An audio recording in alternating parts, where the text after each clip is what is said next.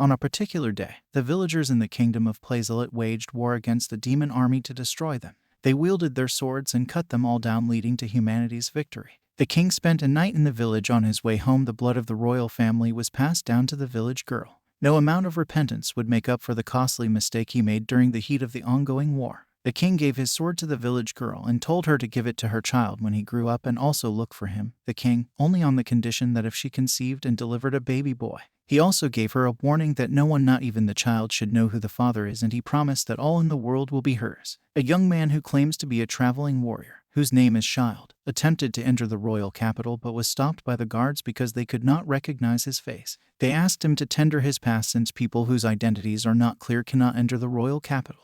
Along with him is a monster. The two guards asked him where he got it from and how he came about it. He answered them that he defeated it by himself and brought it to the royal capital with the intention that he would sell it at a very high rate. The guard revealed to him the chances of selling it at a high rate since bodies of monsters can be sold in the royal capital. They also added that he could sell it to the Subjugation Guild. Just unfortunate that he wouldn't be able to go through the gate without a pass, but he had an introduction letter. One of the guards requested for him to have a look. He discovered that the letter was coming from an influential person, Count Mariastel, the Lord of West Adel. Immediately, the guards handed him to someone who would show and point in the direction of the guild where he would be able to sell the monster killed, a big haul as he claimed. The branch manager of the Subjugation Guild of the royal capital, whose name is Lelica, welcomed Child to the royal capital. Immediately they met, and she tried to tell him the results of the inspection, which seemed too tight. Lelica also realized that the monster was a dinigator. A dinigator is a well-known one that has amber eyes. It made its nest around one of the bridges in the royal capital called Saren's Bridge and attacked people who would try to use the bridge now and then. That is an important path of transportation, so logistics were disrupted. They were in the process of assembling a subjugation squad from the Subjugation Guild department of the royal capital to try and deal with the problem. But when Lelica got there the first time to see what was happening, if it was that much of a menace, she could safely look forward to the reward. Luckily for her, she could get a huge amount of money as soon as she got to the royal capital. In total, it was 1.8 million Rybrew. Child Sen was wondering if she could tell him about her battle with Amber Eyes. She began to explain that she was just strolling along the bridge and she saw it casually sleeping in the middle of the road on the way. He began to say to herself, wondering what was with the monster. Suddenly it woke up and attempted to attack her. She wonders how much she will get from it due to the large size of the monster if she can get it.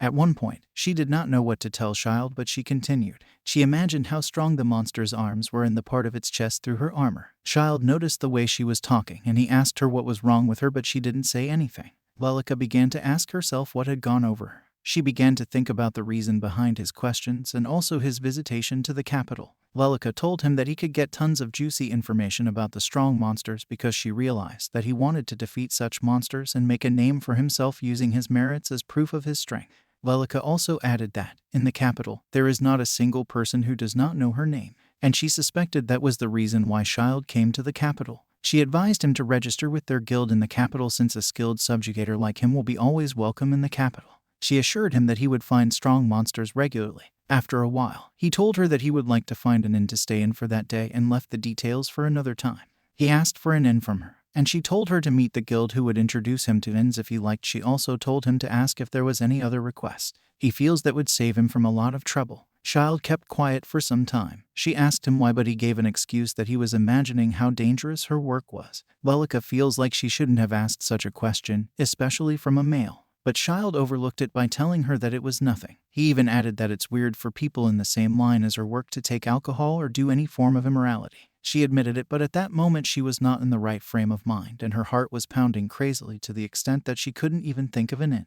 Child decided to help her out and she agreed. After Lelica was relieved, Child made mention of his father when Lelica asked him why he developed some bad behavior. He explained to her that it may be because he inherited it from his father. Before his birth, his father ran away 20 years ago, whose name he knows not, but the only clue he has is that he is from the royal capital and also he inherited his sword from him. He claims that he has not decided what to do when he meets his father. Lelica also contributed that the guild can also help out in searching for his father. It was already too late for any of them to leave for their various homes, and Child found it difficult to get an inn to stay. But Lelica insisted that they go to her house since she was the only one staying there, and he agreed. Child Sen finally agreed to join one of the subjugators as the royal captain, and he was given a warm welcome. Lelica, the head of the subjugators, tried to talk to him about work, and also she introduced him to one of the strongest subjugators in their branch. Karni appeared before the both of them, and Lelica apologized to her for disturbing them by calling her suddenly. Karni tried to ask Lelica what to do about the amber eye which she heard from the messenger, and how she would stop the subjugation, because if they didn't get rid of the monster blocking the bridge as soon as possible, it would interfere with the lives of the people of the royal capital. But Lelica told her not to worry anymore because the amber eye had already been taken down by Childs. Karni couldn't believe it because she did not expect him to defeat a monster with the highest threat level. She feels that skillful subjugators should have done the work together, but he did it on his own. Lelica wanted to show her the stored body of the monster because she realized that Karni seemed not to believe her. Karni told her not to bother, and she decided to take her leave since the subjugation work was done. Lelica stopped her and gave her a new job to do. She explained to her that a village northwest of the royal capital, and the villagers there seemed to have encountered a monster and had sent a letter asking for the monster's subjugation. Karni replied that no monster in the guild's data matched the description they had sent. Lelica suggested that they should try to investigate the unidentified monster and possibly subjugate them. She advised that Childsen should go with her for the new job. The royal capital branch spent decades collecting data on that same area. It was so hard to imagine a new kind of monster coming out of the blue. It was dangerous to send a researcher there, and Lelica did not want to send a large number of people with uncertain information. After all, she asked both of them if there was one skillful among them because the opponent was an unknown monster. And it won't be normal if they send subjugators who have below average skills, but Karni-san's skills are good from the judgment of her body and the sharpness of her eye. However, her equipment belongs to a knight, and based on the story Child heard about Karni, he noticed that she could do it. He was also wondering why a knight would be doing a subjugation job. On their way to the village where the monster is situated, it was so hard for him to approach her. In his mind, he was thinking if he could talk to her about what they were going to do future. Child later asked her if they could wait for a little because he noticed that his bladder was at its limit and their destination was still far away. So, they decided to take a short break. They used the opportunity to piss together. While they were busy with that, an old man ran into them begging them and also trying to explain about the monster that has been terrifying their village. He said ever since the monster appeared, everyone in the village has been afraid to go into the forest. They can't even hunt or get firewood, and if that should continue, they won't be able to survive. Both subjugators requested more information and details, but the old man allowed the little girl he came along with to explain because she was the one who had seen the monster just recently. Millie explained in detail what she saw a week ago when she went to the pond in the forest of the village to fetch water. Karni asked her about the kind of monster she saw, and she told them that there was a tree in her way and was not able to see the monster. After that, she explained that she felt a huge pain all over her body and she fainted. When she woke up, there was nothing there again, and other villagers experienced the same thing too. Whenever they want to approach it, they will faint due to the pain. They were still unable to identify what kind of monster it was. The old man instructed Millie to take care of them, and there was an unused house that he reserved for both of the subjugators. He told them not to hesitate to ask for anything that they needed from her. Child asked Lelica what they tend to do the following day. She suggested that they should listen to other witnesses' stories. Suddenly, they were disturbed by some people's noise outside. Child guessed that the monster must have appeared. He then went out to examine what was going on. When he got to the pond, he saw the monster and he realized that it was not the same as the type of monster he fought in the port city. That monster was an octave. The monster's favorite food is human women. It uses a special poison mist during hunting. It's a colorless, odorless mist. Any woman who inhales it feels a strong ecstasy. It will produce a stronger ecstasy mist the closer you get to the water where it lives. On the other hand, when a man inhales it, he will feel so sick that he can't even move, let alone eat any food. The poison mist was so strong for the villagers that they fainted before they could even reach the water, and it couldn't eat anyone. It started spreading the poisonous mist with all its might due to starvation.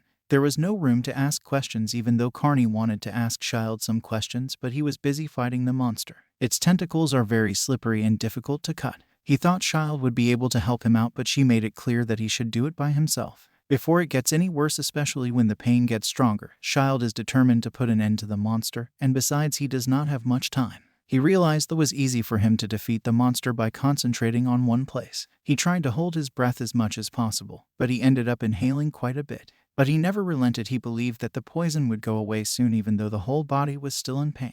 It was so surprising that instead of the monster being in the water, it was on the mountain even though there was water. Karni suddenly began to feel somehow like pain due to the influence of the poison mist. She asked Child to help her out by doing something about it. After the pain had subsided and the poison had worn off, they were calmed. Karni thought she needed to thank him. She also feels she should give up on her status as a woman. Child noticed that she used to dress like a man. He guessed it may be because knights are all men and there are no females. And besides, they are always looked down upon. Then to prevent that from happening, she decided to hide the fact that she is a woman. Child asked why a knight is working as a subjugator. He feels their job is to serve the king and the lord. She answered that the work of a knight and subjugator is the same since is to defend justice, defeat evil, and protect the lives of the powerless people. And only a few knights today perform such honorable duties. Karni explained further that the king defeated and destroyed the demon army about 20 years ago. So, that made the threat of the demons subsided. As a result, the knights drowned in their peaceful lives and were reduced to officials who only served the royal palace. So, the damage caused by low-level monsters continues even to that point in time. Karni, as a knight, goes to battle, and to save those people she joins the Subjugators Guild, throwing away her status as a woman as a sign of her resolution. But she determined to return to being a knight who threw away her status as a woman. She also instructed Child not to disclose what had happened between them to anyone and to make a secret. Child also advised her not to hide her gender status, and 3 days later, they both returned to the royal capital. Lelica was worried that something would have happened to the two subjugators she sent for the mission to the village and might have been attacked by the unknown monster because they both didn't return after a long time. Normally it would have taken a day, but it ended up taking 3 days because both of them were busy with something immoral. They both begged Lelica, even though she thought that it was only a matter of time before Karni would fall into Child's hands, but she didn't think it will be on the same day she sent them to the village. Karni-sama was trying to hide the fact that she was a woman. Karni-sama told Child to stop calling her a woman. Well, it helps a lot at that moment because they became close together with Lelica, not as a knight but as one of the 3 great nobles. Due to the circumstances, Karma-sama suspected that Child's father is a noble and they are still looking for him. Child is from a village. There is likely to be some sort of gossip about the person who gave her birth to him. Above all, the man left a sword to Child's mother. When Child left the village, his mother told him to take the sword and go to the capital. Certainly, leaving the sword as a clue gives an impression of either a noble or a knight. Lelica takes a look at the sword thinking she might be able to obtain some kind of clue from the sword because she has been with him for a while. Lelica thought that if it was a noble sword, it would have a family crest or specific pattern, but there was nothing visible on the outside that could be considered as a clue. Even though it looked impressive if it was looked closely, it managed to cut a monster's called Octave with ease. The sword is not just steel, it shines so brightly. It is the sword that was given to Child by the king. The sword's name is Hihirikane. He began to sense a problem. Karni-sama overheard him mentioning the name of the sword, and she asked him for the meaning of that name. He told her that it is an extremely rare and high-performance metal that is hard, strong, and light. Due to its nature, Hihirikane is often used to make weapons, and only qualified people are allowed to possess it. It also emits a faint glow which is reminiscent of jade. Lelica asks him for the qualifications for someone to possess such a sword, and he answers that it is reality. In other words, it is clear that Child's father is a member of a royal family or a greater nobility is related to him. Child interferes, saying that his hometown is even more remote than the village where they found the octograph. The place is not a place where royalty and nobles will come from because there is nothing there. Lelica started to narrate the story that about 20 years ago, the king's army stayed overnight on their way back home after defeating the demon army. She asked him of his age if he knew it. He said 20 years. The rest of the two with him were shocked. Lelica bows down to Child as a knight and apologizes for the unforgivable acts that she has done. She humbly apologized for her ignorance, because there were many disrespectful words and deeds towards the royal family. Child told her not to decide for herself since they were not sure if the sword belonged to the king, but whether the sword without the family crest belongs to His Majesty or not. There is no way for them to clarify that, and there is no other way but to ask the king. Lelica thinks it is not possible to use a sword as an excuse for a sudden audience from the king. Child feels that the best that will happen is that he will be turned away at the door, or at worst, he will be arrested and imprisoned for treason. Karni-sama was asked if she could do something about the issue, and she agreed for the sake of Child, even though it would not be easy, but guess it is a record of what they can find. After all, no royal family member other than His Majesty the King participated in the battle of exterminating the demon army, and because the king stayed in Child's village on his way back home, Child narrowed down the suspect, but the chances of meeting him in person are very small. After 3 days, Karni-san has gone for the investigation and research of the king's record. Child was worried when he had not heard anything from her. Not quite long from the time he was thinking, she came in looking so different. She dressed in woman attire. Child asked her why that was so. She was surprised that he said so because she hurried up while dressing, so she didn't expect someone to tell her that she looked good.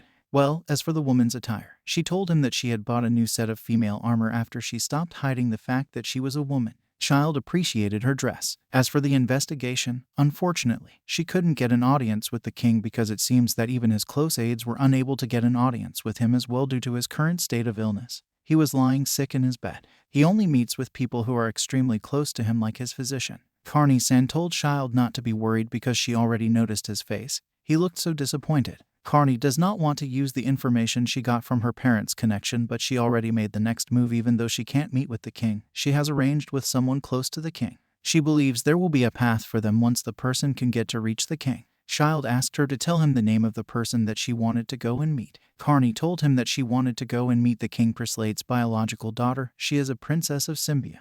Child was surprised to hear that the king has a daughter, though he has not confirmed yet. They chose the princess as their next target. After the information they gathered, they realized that the king had 2 children in the royal palace, and both of they are from different mothers. The first child is the first queen who married Lingberg's family, one of the 3 great noble families, and is the first princess, Symbium. And the second princess, Serenia, is the child of the second queen, who was also married to the Oscar family, another of the great noble families. Carney-sama has been friends with Symbium-sama for several years, and it's been a long time since she agreed to attend a tea party. She accepted easily that time. So, it is that opportunity they want to make use of. Child advised that she should not wear her usual nightly attire when she is about to meet with the Royal Highness, the princess. Carney-sama also knew that it would be rude for her to dress like that since there is a time and place for everything.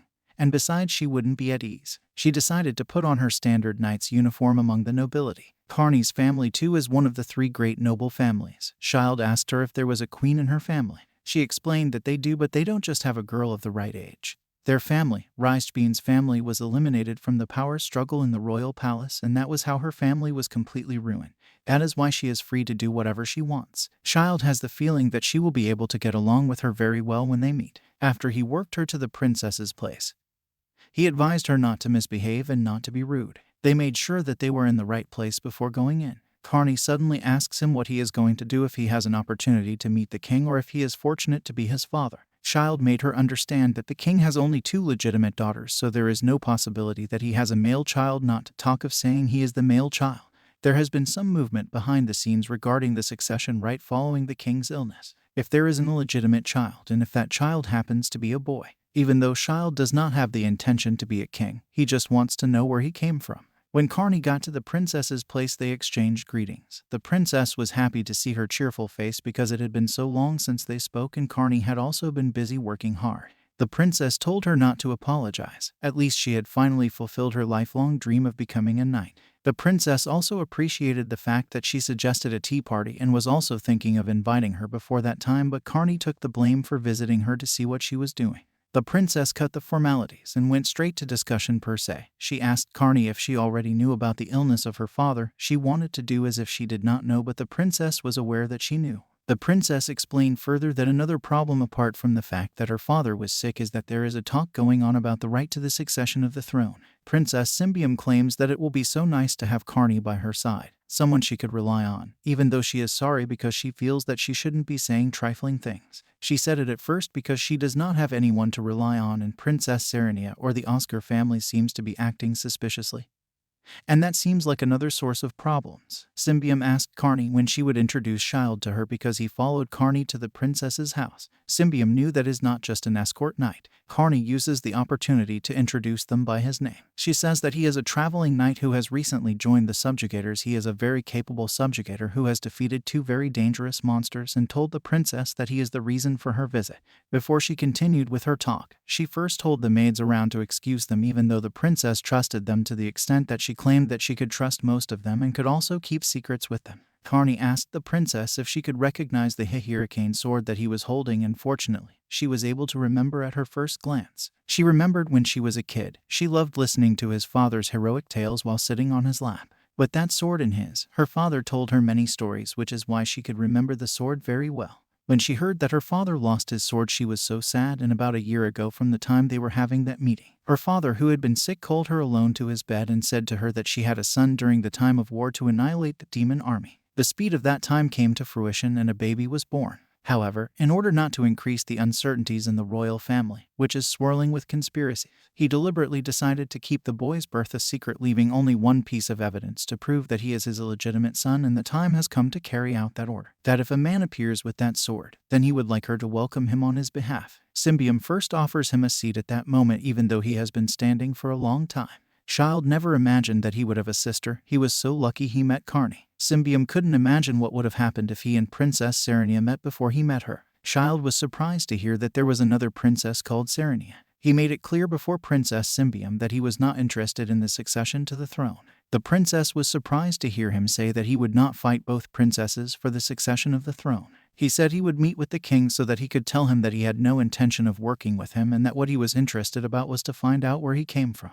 The princess told him an interesting story about the royal bloodline which he does not know. She made him understand that he had had an affair with Carney before, and they didn't deny it. Child confessed that he made Carney his woman. The princess noticed that Carney's demeanor seemed softer than the last time she saw her. Then, she reveals the secret to him, that it is the influence of the majesty of the male line which is said to be present only in the males carrying the royal blood. It is a kind of charisma or something that is said to attract women who come into contact with them and inspire them to give their bodies and souls to them. Child was astonished hearing all of that from the princess. He asked her if she thought he had such a mysterious power. She guessed he could call it something like that. The princess also added that it is only those who have survived a battle can use the majesty of the male line. She also assured Carney that the reason why she was attracted to him was not only because of the mysterious power of the royal family, but the heroism that touched her. The princess asked Child if he was willing to see his father, and he agreed. She tried to see if he was a person who could be introduced to the king, a father with peace of mind or not. Then she tried to ask him if he would mind showing it to her. Carney asked the princess if she knew what she was saying, and she said that it was only for her to understand him properly. Child also wants to go after her because he feels it is his principle to embrace any woman who wants to be embraced at that moment, and claims that he can't run away since he has been challenged by the princess. Carney made him understand that they are both siblings and it is forbidden for them. Royal families marry relatives to preserve their lineage. The princess also made her understand that such acts can also be performed within the same royal family. The princess even assured Carney that she had her back and not to worry about anything, since the both of them already had something in common before that time. The princess also asked for one more thing from Child. He should call her a name called One Chan. He asked him why, and she told him that she would like to be called that name once because her sister, Serenia, is always hostile towards her. She begged him even if it was just once because she wanted to become a beloved big sister. And besides, that has nothing to do with the male lion. After all, Child asked her if his personality had passed so that she could now take him to the king. Unfortunately, she was unable to take him to the king. He asked her what is then those texts for when she knew that she couldn't help in the situation.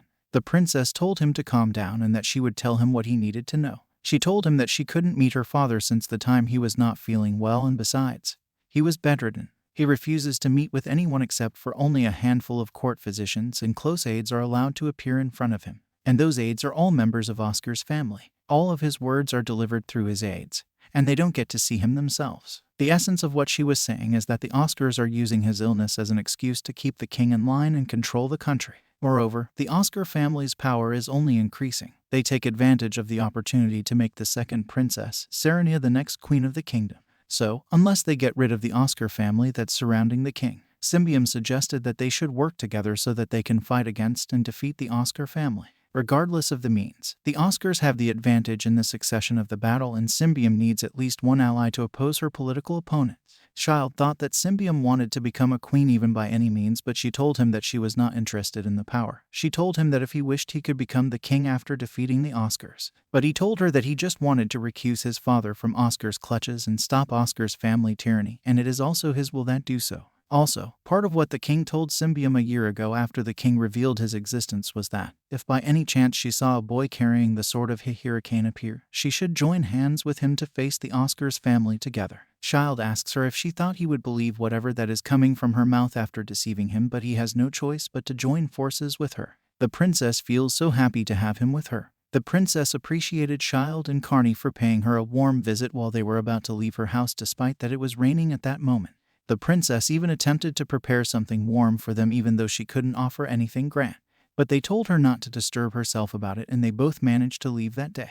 After 2 days, the both of them went back to her house. When they got there, the princess missed Child so much. Carney was surprised because they still met each other 2 days before. Carney feels that he can't satisfy the princess almost all the time. The second time they both came to the princess was for them to hold a special meeting on how they came together to defeat the Oscar family. The princess led all the attendants to the meeting hall, and they began to deliberate what could have caused the octave to show up in such an unusual place. They suspected that it was summoned because originally monsters were creatures that formed alliances and attacked humans, towns, and villages. They are the vanguard of the demon race. The demons are superior beings to monsters. Unlike monsters, they possess intellect and will, and they seek to destroy the human race. Originally, monsters were nothing more than the mere tools of demons, and those demons were eradicated during the war against the demon army 20 years ago.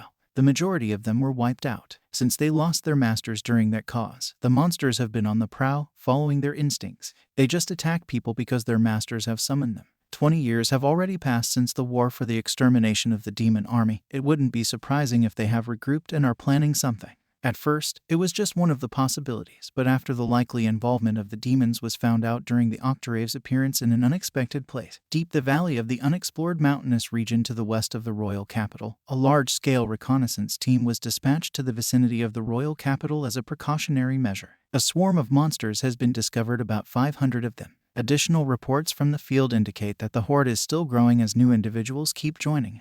Symbium said in the course of the meeting that such things don't happen naturally, and if they do, it would be to attack the royal capital, and according to the geography and the location of the royal captain, it is the only possibility. That is why she held an emergency meeting with the important vassals of the Lingberg family, and it was decided that they must quickly exterminate the monster horde before it grows any larger. They entrusted the task to the Subjugators Guild, which is why they chose the guild as the location of the secret meeting. The princess handed over the meeting schedule to both Child and Carney. Symbium made everyone in that meeting understand that if the large-scale subjugators succeed, then it means that they have protected the royal capital from an unprecedented invasion of monsters. And the credit for the achievement who go to the person who led the whole thing. And also from there, it will serve as an opportunity to undermine the power structure of the Oscar family. It was that time that people in the meeting now realized that the princess was trying to strengthen her position in the court, which was being pushed aside by the power of the Oscar family. Child knew that if 500 monsters were to be rampaged in the royal capital, it would be an unprecedented disaster, and also he wouldn't be able to overlook the dire situation either. He told the princess that if he defeated the 500 monsters, then he would be paid handsomely. To him, it would be like killing 2 birds with 1 stone. Or rather, it would bring them closer to their goal of meeting their father in person. Child and Carney will become the 2 pillars of the royal capital branch. The princess was even thinking of organizing an extermination squad centered around the 2 of them. Child determined to move as soon as possible because the longer they wait, the worse the situation. Princess Serenia noticed that Princess Symbium had been making some moves, but she thought it a little late for her because she was already set only for her to just execute her plan. Her thought was that she had already seen the opportunity to silence the Lingberges. Her uncle also advises her to put more effort into whatever she does. Child tried to gather the subjugators together, and they were roughly around 100 people, which seems not to be enough, and that was because they specially selected skilled individuals. The one is limited compared to the number of monsters they want to go and attack. Even 300 subjugators won't be enough, and not very reassuring compared to the report of the number of monsters to be defeated. Ms. Larica from the guild also requested dispatching an extermination team from other territories. If they are joined together, they will be up to 300 in total. Carney also participated in the selection, and everyone they picked was extremely skilled. At least, each of them could kill 5 of the monsters. She hoped for the best from every one of them. Coincidentally, Mullaby, the head of the knights that are working and hired by Princess Serenia, meets them. He first noticed the way Carney dressed. He realized that she had stopped wearing men's clothes. Then, he began to talk down and abuse Carney's family, saying that the daughter of the Reichsbein family is a family. He condemned her for not joining the knight anymore and instead pretended to be a subjugator with the guild's rogues. He continued by saying that he had never thought that a fake knight whose only role is to serve as the minister's drumbearer would venture beyond the castle walls. He made her understand that she has quite become an adventurer. He feels it is the right time for him to show the world the valor that he has secretly honed. He said all the subjugators working for Princess Symbium are a group of outlaws who want to take down a horde of monsters. He told them that it is not going to work that way because he has the intention to become the hero of the country. Oscar's family organized and formed 1,000-strong knights among the royal knights. Mullaby claims that they are not like the group of outlaws formed by Princess Symbium, who are few in numbers. He believes that they will swiftly rush the battlefield since they have a large population of knights. Child also made him understand that when they have a big army, it moves slower, and they need to move at the pace of the slowest, plus it becomes harder to secure food and find a place to sleep. He advised that he should not push the soldiers too hard, if not it may lead to unnecessary casualties and also lessen the chances of their victory. He was telling them all that he knew because he was involved in a monster extermination mission for a big lord and was a hard time for him. Mullaby appreciated him and at the same time mocked him. Carney suddenly sees the second princess being carried by the soldiers and also dressed for battle. She asked Mullaby why he allowed her to follow the soldiers to the battlefield. Mullaby answered her saying, "It is a good idea. The reason is that she will be the one to give the command, and the fighting spirit of the knight will be multiplied tenfold to bring them sure victory." Mullaby assures them that by the time they arrive, they will have wiped out the monsters and there won't be a battlefield anymore. Thereafter, Princess Serenia and her group left for the battlefield. Carney was curious and she tried to hasten their moves because she had been pushed by Oscar's family, and besides, they were moving faster ahead of them. She thinks in that kind of situation they need to arrive ahead of them and take down as many monsters as possible. But Child calmed her down and told her that they wouldn't and take a step at a time. He also gave her an adage that says, "The one who panics dies first." He told her that she should not let the provocations of the amateur throw her off. The most important thing in battle is to maintain one's pace because fatal mistakes do occur. So, he advised that it would be better if they proceeded as they had planned. The original plan was that Princess Symbium would come soon and give words of encouragement. Afterwards, they will depart and set up camp on a high ground just before the expected point of contact, and there will be rendezvous with the extermination team from the other branches. After camping overnight, then the mission will begin the following morning. The princess came around and addressed them about the reward for the mission. They were instructed not to take or collect the monster heads. It would only make it take longer, and the chance of the monster to attack while they are unaware will be high. Instead, a fixed amount will be paid as a participation reward. They didn't want to agree to that because they assumed that they were subjugators and they earned rewards based on the strength of the monsters they took down. They make money based on how the effort they put in. But they feel if the reward is the same no matter how strong of a monster they fight, then it makes no sense to risk their lives. Child then determined to take down all the monsters in the horde, and he spotted some powerful named monsters. One of the subjugators asked for his name because he noticed his confidence. The man realized that he was the one who single-handedly took down the Amber Eyes, but he advised Child not to get cocky just because he took down a named monster because there is an unusually large number of monsters. Princess finally reassured them that there would be more to the mission than just the money, and that the reward would be shared equally among everyone who took part in the mission. She also tells them that be careful because a horde of monsters was discovered in the mountains to the west of the royal capital, and it has continued to grow in number, posing a growing threat. And if they were to invade, it could be catastrophic and there is no moment to lose, but he pleaded with them to lend the country their strength. She also made them understand that if they could protect the royal capital from crisis, their names and the names of the subjugators guild would be deeply engraved in her heart and that of the people. The people will speak of them for a long time. She pleaded again that they save the royal capital and all its residents. After the princess said it all, they had no choice but to put in their best. They realized that if the princess remembers, it is not what money can buy and it will be great. They promised Symbium to win the battle and make a name for themselves. The princess appreciated them for participating in the dangerous mission and promising the country that they would win the battle. Thereafter, they all did a final check and they left. And before Child left, the princess wished him good luck.